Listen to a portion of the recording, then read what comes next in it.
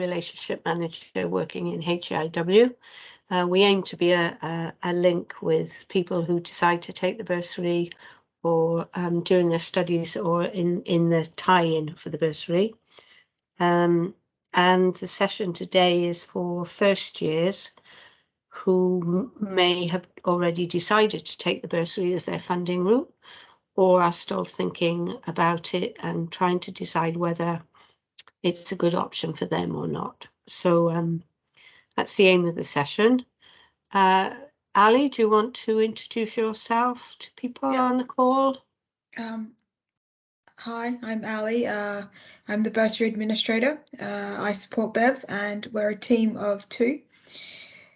And hopefully you find this first year student session informative and can assist you with your studying journey.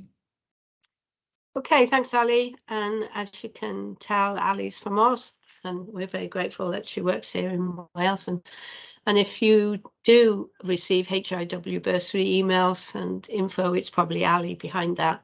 Occasionally I'll dip in and out, but Ali tends to keep the wheels on the wagon.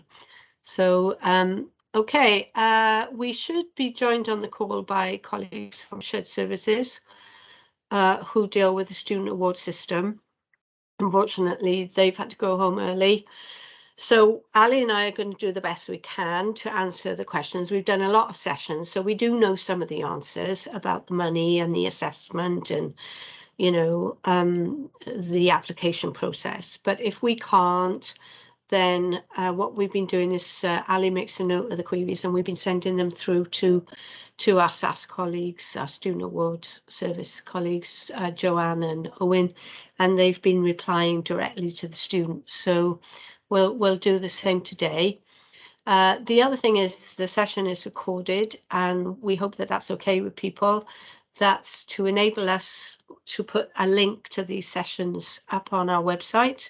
I'll tell you a bit more about the website. Our comms team are going to help us do that in the next couple of weeks, so that people who haven't been able to attend the session can at least go and have a look at it and listen, so they don't feel that they've opted out. Because obviously we're only reaching a very small number of the students across Wales. You know, because, you know, we can't try and fit in with everybody's university's timetables. We do the best we can, but the sessions are being recorded anyway.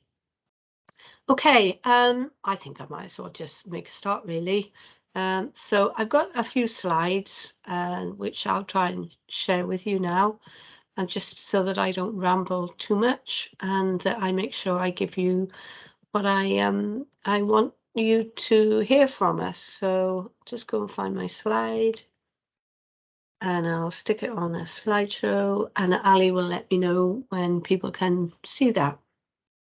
Yeah, I can see it, so it's fine, and it looks like everyone else can. If we have any issues, I'll let you know.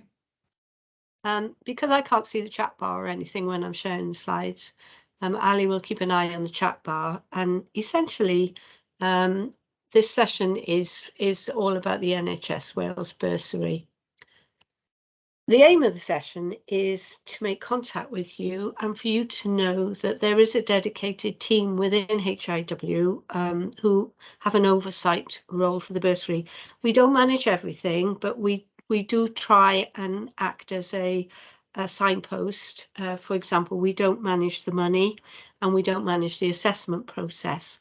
Once you're in the system and you are a bursary recipient, then we are probably your first port of call, except for finance issues. This is by no means, you know, the first and last of contact. We aim to keep in touch with you throughout your journey whilst you're on the bursary, and to give you information about what the bursary is and what the bursary isn't, and also to allow you to make an informed choice. We're not here to promote the bursary. We're here to ensure that you have all the information you need about the terms and conditions of the bursary, the positives and possibly some of the negatives, so that you can make a choice as to whether or not you want to take the bursary as the way to help you fund your studies. And then if you do, and there are thousands that do across Wales, then it's to give you links of how you can find out more information and how you can stay in touch with us.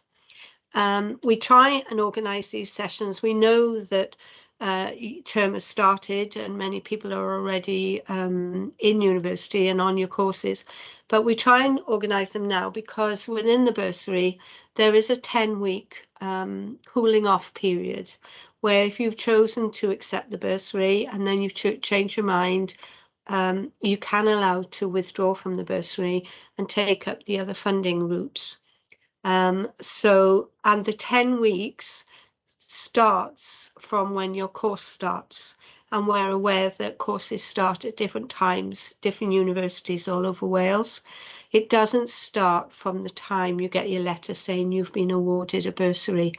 That's quite an important point. So some of you may still be within that 10-week window, and some of you may not have even applied yet and had your notifications. Okay, so that's roughly what we aim to do. The format of the sessions, and this is the last that we've been running over the last couple of weeks, is they're about an hour or shorter if nobody has lots of questions. Basically answering question, Q&A format. You can put your hand up and ask a question directly, or if you want to, you can put your question in a chat bar, and Ali will keep an eye on that.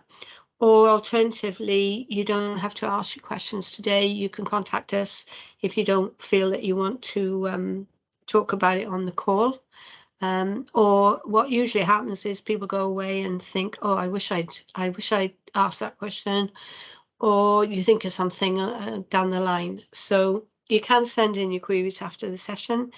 And as I said earlier, this is just the start of the engagement for you to know that if you have queries, there is somebody in HCIW that you can go to and get those queries answered. And the sessions are recorded. So a lot of what we do in these sessions is to just make sure that if you are thinking about the bursary, is it the right option for you? Because there are other ways of funding your studies. The bursary is not a guarantee for a job. It is a financial incentive. We hope that you do get a job in Wales, and we hope that the jobs are there. But it's a financial incentive for you to help fund your studying. So think about whether or not when you come into your final year and you're thinking about where you want to work, think about whether you're going to be limited in terms of where you can go, because we need graduates from all over Wales. It may not just be the health board where you are studying. And so think about whether or not you are able to travel or whether you're restricted. Think about your personal commitments. Sometimes there aren't enough jobs for the amount of graduates coming out in the right place, and you may find yourself unlucky.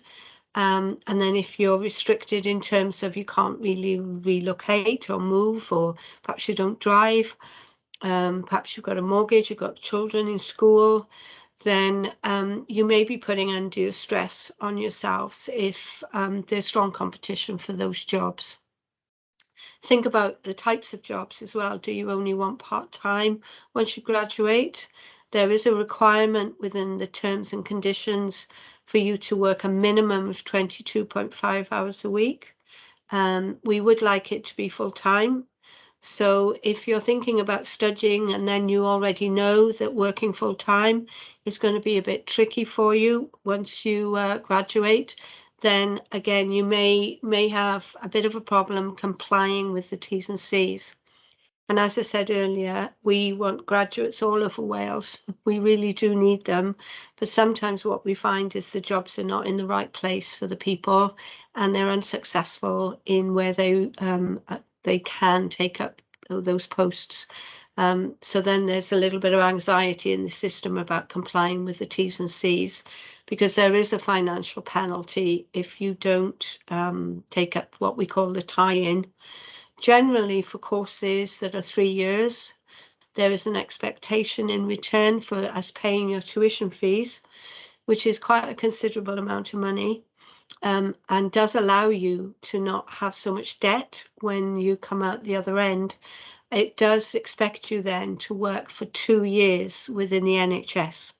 Some courses, the tie-in, as we call it, is 18 months, but generally, as a rule of thumb, if your course is 3 years and you take the bursary, and we help you fund your studies, then there's an expectation that you will work within the NHS or local authorities or other organisations for at least 2 years.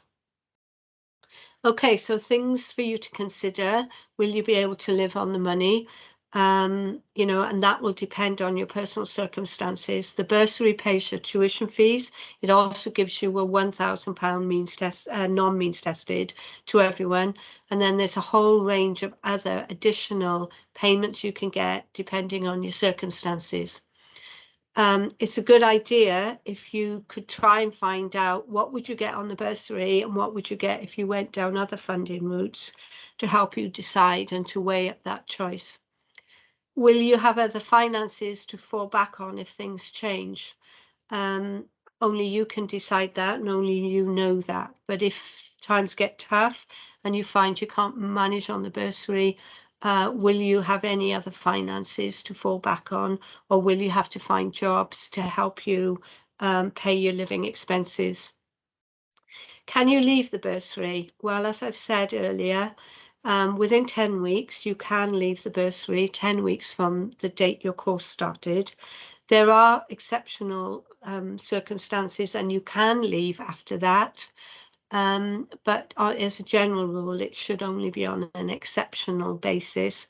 You can only leave at the end of an academic year. You can't leave partway through a year, and you would need to apply via your university, and that would go to a separate department in HIW who look at it on a case-by-case basis.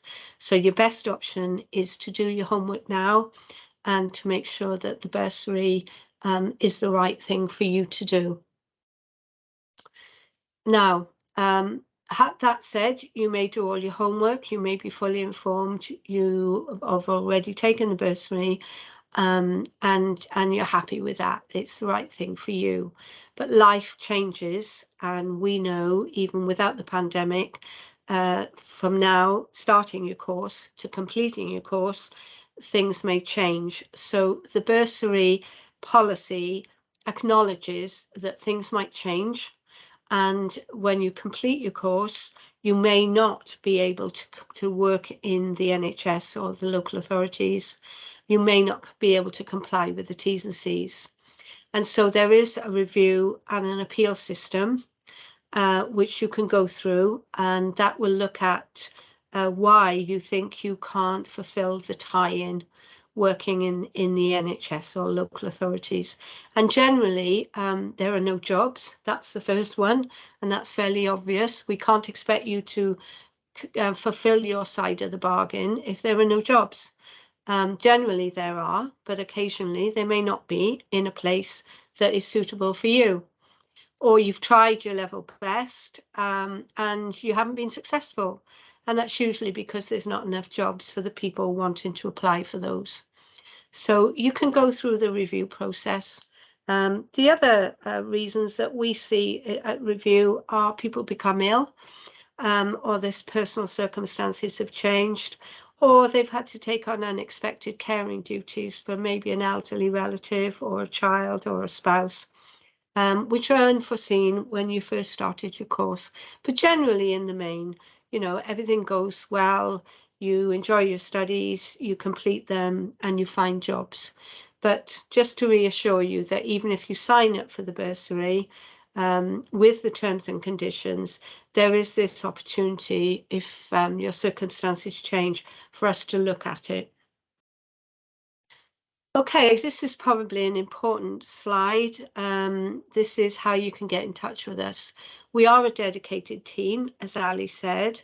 We have a confidential email, hiw.bursary@wales.nhs.uk.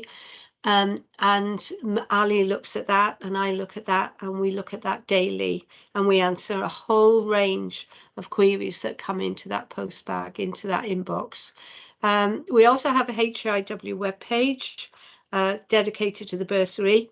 It's not as up to date as I would like. We haven't put stuff on it for a while, but our aim is that we will put important information out up on that webpage, and including the links to these sessions so that you can go and look at them again. And if anything changes, we'll be putting stuff onto that web page. But your best route is to drop us an email if you've got any queries at all. Ali and I, as I say, we look at that inbox every day, and we aim to get back to you. If we can't answer your queries, then we'll try and advise you where you can get an answer to queries, or we'll just push it over to the right department and ask them to follow it up with you directly.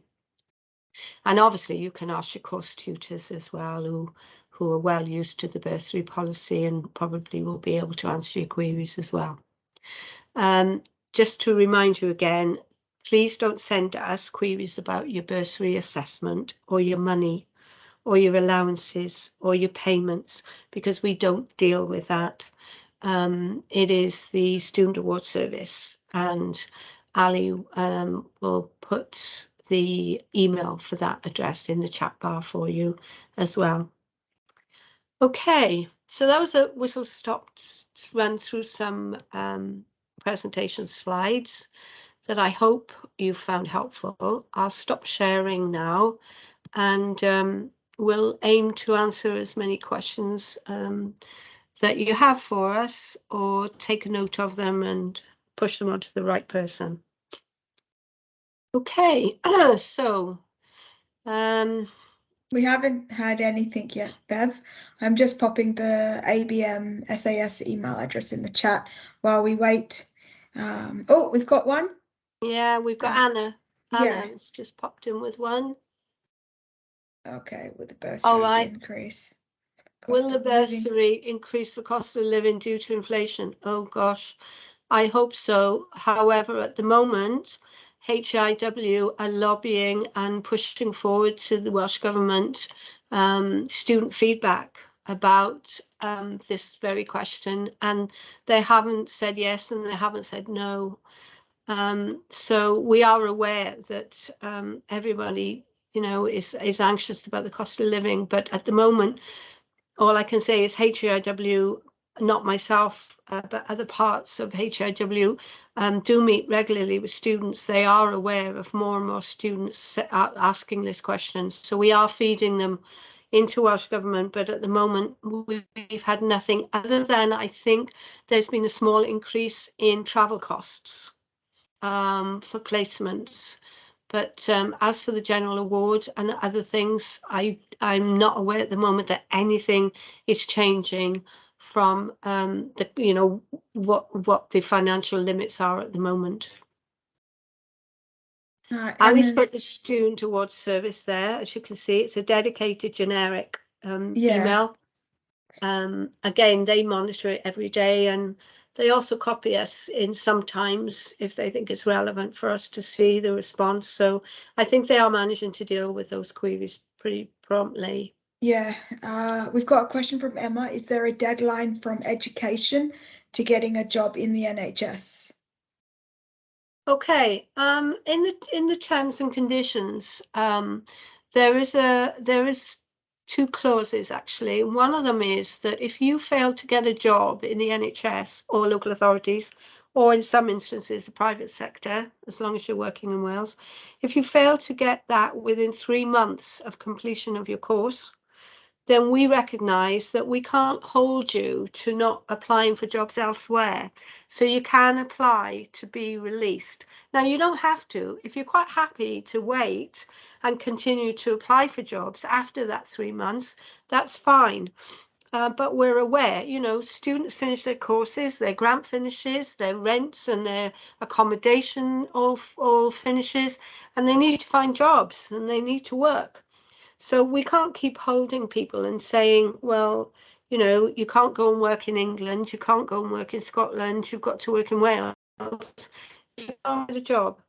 So there is that 3 months clause, and it's from completion of your course. It's not registration, because that can be months after you complete your course. The T's and C's actually say completion of your course.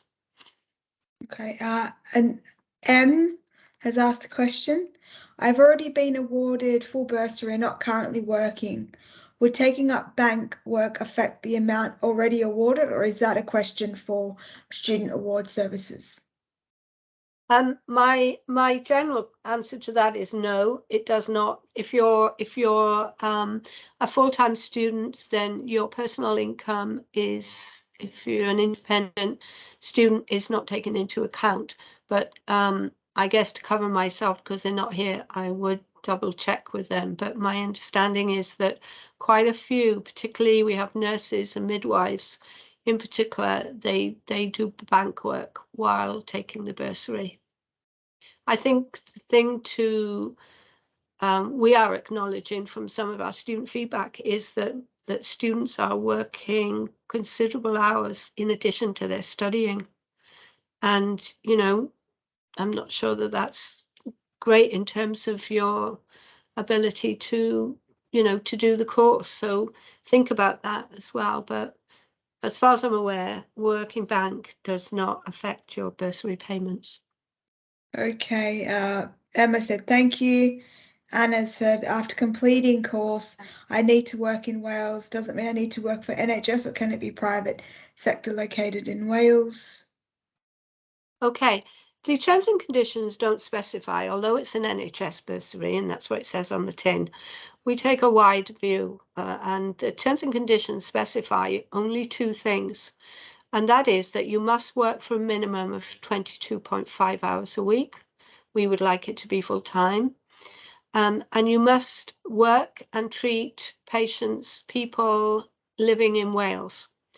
So that means you can work in a local authority. We have OTs, community OTs, who go and work in local authorities and councils. We have nurses who go and work in private nursing homes. We have all sorts. We have audiologists who go and work in Specsavers. We have podiatrists who go and work in private practice for a couple of sessions. So overall, the answer is, the advice is that you can work in a wide range, but you must work in Wales. And check with us first. It's a little bit down the line, but check with us first. And in the main, the job generally does comply with the T's and C's. Sometimes there is an issue about the hours, and we are aware that for some AHPs, they're not managing to find jobs with one employer. So you can work for 2. That's particular things like OTs, physios, podiatrists. They might be working a couple of sessions with a health board, and then they might be topping that up with some sessions in a private practice. That's fine. But as I say, the T's and C's are 22.5 hours minimum, and they must be and you must work in the profession that you've trained in. So if you've trained and come out, you know, as a diagnostic radiographer, then you have to take up a job as a diagnostic radiographer. And we do get questions sometimes about, do I have to actually work as what I've trained to, or can I take something that is on the margins? And we say no, the terms and conditions are really clear. It must be within the profession for which you trained. After your 2 years, after your tie-in, of course, you can work wherever. It's just that during that tie-in period. Yeah. LK has asked, hi, many thanks for your time. I have recently started a healthcare course on the 16th of December and have submitted an application which resulted in documents being requested. What is the deadline to submit the documents? I don't think there's a deadline as such, although I would say submit them ASAP, because the award system wants those documents. And if you don't get those documents in, then you won't complete your application, and then you won't know what award you're going to get, and it's going to cause you a whole load of problems. So I would get your documents in, and then what Owen, who's been on the call from Student Awards, has been saying is don't wait until you've got all the documents before sending anything in. They would much prefer you to send in some documents that you've got so that you're in the system and various checks can be being processed, rather than you waiting, say you're missing one document, but you've got to send in 8. Well, then you're holding back 7 until you get that one, and then sending in 8. They would much rather you send in what you've got with a little note saying the others are to follow. Great. Amanda Donkin has her hand up. Oh, hi. Hi there. I just remembered to unmute. Damn, Patsy hasn't got another pound. Oh, well. Just a couple of questions, please, Bev, if that's okay. Yeah, sure. One thing that I was going to just say is that the lady or the person who asked about the bank work, is there a maximum number of hours you can work? Oh, you mean in addition to studying? Yes. I'm not aware of, but I'm not aware of that, but that doesn't mean that there is. I mean, I think in reality, you've got to weigh up that, haven't you? You know, with being able to study properly and Yes, I agree. I wonder if there are regulations about that in the individual university, because I think there may well be. And I think, you know, that comes into student welfare and everything, doesn't it? You know, I know, and you know, this is, you know, we were quite sad to hear this, but a colleague of mine in HIW met with a group of students recently, final year students, I must add, and they were reporting that they're doing quite a lot of hours working to make ends meet. And that's not good, is it? No, that, you know, that is not good. So I would imagine that universities, course tutors and everything would generally be a little bit, you know, concerned if somebody was turning up late for lectures, if somebody was obviously struggling, tired, you know, the general signs, you know, because they're having to work. Yes. Okay. Okay, a couple of other questions as well, please. You mentioned that that you would have to apply, a student would have to apply to jobs that were available. But if they weren't successful, then they could apply for release from the scheme. How many applications would the students need to demonstrate? Well, the terms and conditions, they're Welsh Government terms and conditions, they're not mine. We try and administer them best we can. The T's and C's actually say 3 quality applications. Now, I'm not aware that the T's and C's are going to be changed. And so we would ask for evidence that you had actually, a student had actually, you know, put in a really good effort. They hadn't sort of played the system. They genuinely wanted to get that job, but they'd been unlucky. I guess they would have to explain why, for example, and this does happen, say they've only applied for one health board. Say, for example, North Wales. Well, North Wales is huge in terms of geography, but it's one health board. So they may apply for 3 jobs, but just in one health board. So we would say, we would look at that and then we would understand. But if, for example, they just applied for 3 in Cardiff and the Vale, then we would say, well, hang on a minute, you know, neighbouring health boards have got jobs. Why have you not applied for those? So it's a case by case basis, really. And what we say to our final year is, you know, use your professional integrity to decide where you apply for and when. We know whether jobs are coming up. We're in touch with all our health boards, you know, and you can only apply for jobs if they come up, don't they? You know, at the end of the day, we're not in control of the jobs. We hope that the jobs will be there. The health boards put their workforce plans in, saying what they want. And so generally the jobs are there, but occasionally they're oversubscribed. And if you're not able to travel, we would take that into account, you know, because we have lots of mature people taking the bursary. But then they say, but I've got children in school. You know, I can't go, you know, I trained in Swansea.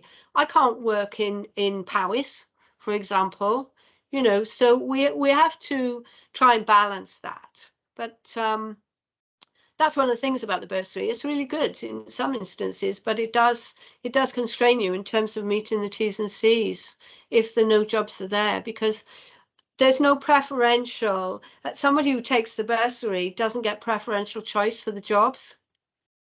You know, that would be discriminatory. We couldn't do that. So you are hoping that you'll get those jobs. And in the main, that does happen. But that's why we've got this review system, because, you know, we don't want to force people to go and work in places that they don't want to work. I mean, that's just crazy, isn't it, really? Yes. That's no benefit to anyone.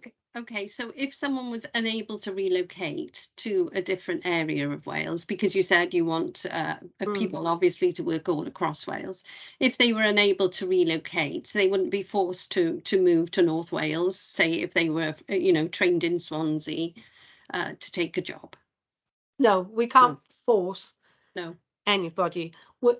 We would like people, even if they train in one area, we would like them to consider working in all parts of Wales, you know, and they may love it. They may, you know, but no, I mean, the scheme is not there to force people into jobs.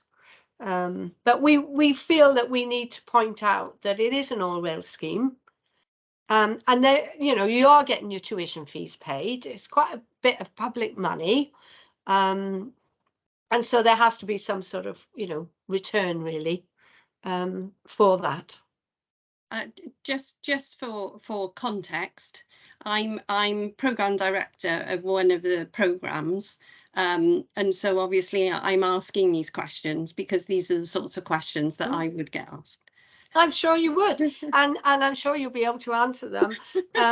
And they're the sorts of questions that we get asked all the time.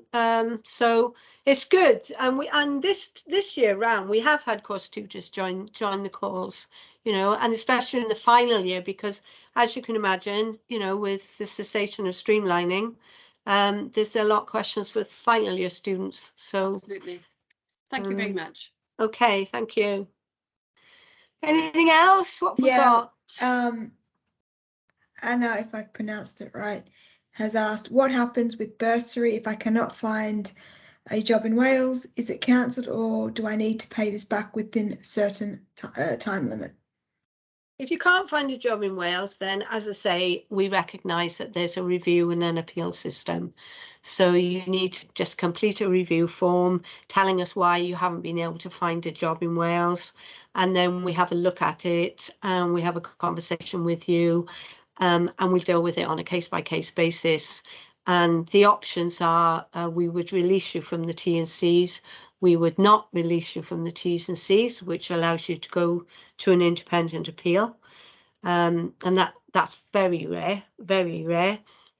Or in some instances, we do have people who recognise that they took the bursary in all good faith to work in Wales. Life got in the way. They've chose not to work in Wales. They understand that they need to repay back the money. And then we agree a repayment package. And we do have people, we had people who find relationships.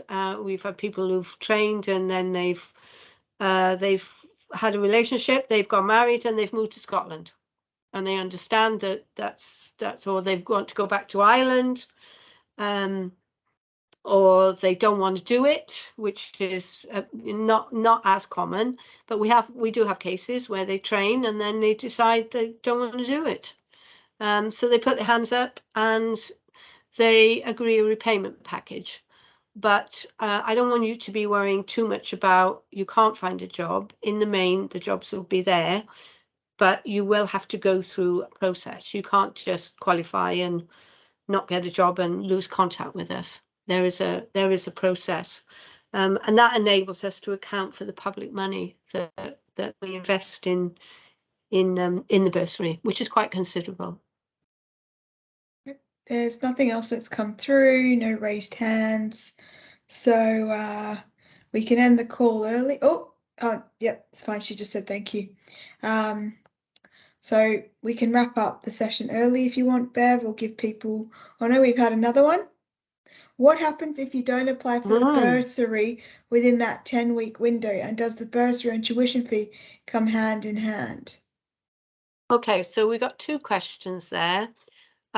Yes, we do. Please try and apply within the 10-week. But there, I would say you would need to contact the student award system to let them know that there's going to be a delay. And I believe they've agreed some arrangement with HIW so that we will tolerate, or we will accommodate rather, a certain degree of delay. And you don't get the tuition fees. You get everything else. The tuition fees are something that is paid from HIW to the universities. What you get is all the other bits.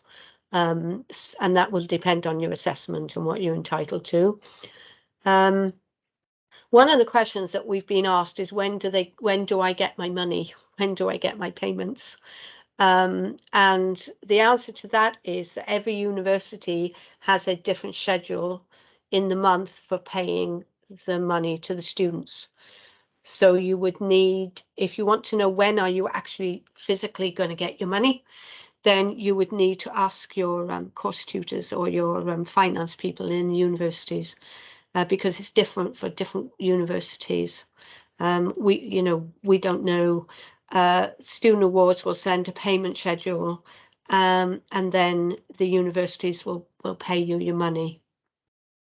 So I hope that answers those 2 questions. Okay. Anything else? Okay. As I said, this is the first of our engagement with you. The important thing is that you now know there is a dedicated team in HIW. There is the email address. You can send in your queries, however big or small, and we'll aim to come back to you for whatever you want to ask for us. And the bursary page will be there as well for you. Okay. So I hope that's been helpful for some of you to make an informed choice. And I think all I'll do now is just wish you well, settling in to your course, and I wish you well with your studies. And I hope that you enjoy your first year, second year, and then third year, and so on. So because we will hopefully maintain contact with you for the life of your studies, but then also for the 2 years for your tie-ins. So we tend to have an engagement with every student for about 5 years. So that's a considerable amount of students really across all the courses. So there you go. And if this is the last chance for anybody to... No, just thank you very much. There's lots of thanks as well. Okay, I hope that's great to read as well, but we'll wrap it up, and in the coming weeks we will have these videos available via our webpage on the Hugh website. Yeah. Okay then. Alrighty, have a nice evening. Thank you, everybody. Have a lovely evening. Bye bye. Thank you. Bye bye.